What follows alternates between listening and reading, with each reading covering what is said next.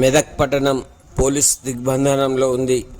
IG Ranganath పర్యవేక్షణలో మెదక్ జిల్లా SP Balaswamy, డిఎస్పీలు, ఎస్ఐలు, సిఐలు, హెడ్ కానిస్టేబుళ్ళు, హోంగార్డులు, స్పెషల్ ఫోర్స్తో మెదక్ పట్టణం అంతా దిగ్బంధనం ఉంది.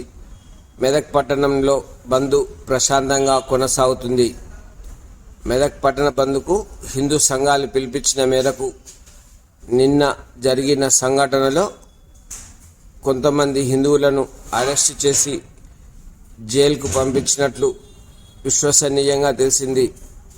అరెస్ట్ అయిన వారిలో బీజేపీ జిల్లా అధ్యక్షుడు గడ్డం శ్రీనివాస్, మెదక్ బీజేపీ పట్టణ అధ్యక్షులు నాయన్ ప్రసాద్తో పాటు బీజేవైఎం జిల్లా అధ్యక్షులు సతీష్ పాటిల్, సాయిబాబా గౌడ్, విఠలేష్, రాజేందర్ రెడ్డి, నర్సింలు,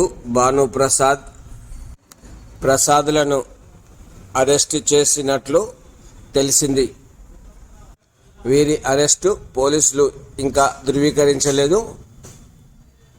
మెదక్ పట్టణ బంద్ ప్రశాంతంగా కొనసాగుతుంది. వ్యాపారస్తులతో పాటు పెట్రోల్ బంపులు పనిచేయడం లేదు, హోటళ్లు మూసివేశారు. మెదక్ పట్టణంలో బంద్ ప్రశాంతంగా కొనసాగుతుంది. మెదక్ పట్టణం మొత్తం పెట్రోలింగ్ చేస్తున్నారు. మెదక్ పట్టణం ప్రధాన కూడళ్లలో పోలీసు బలగాలను మోహరించారు.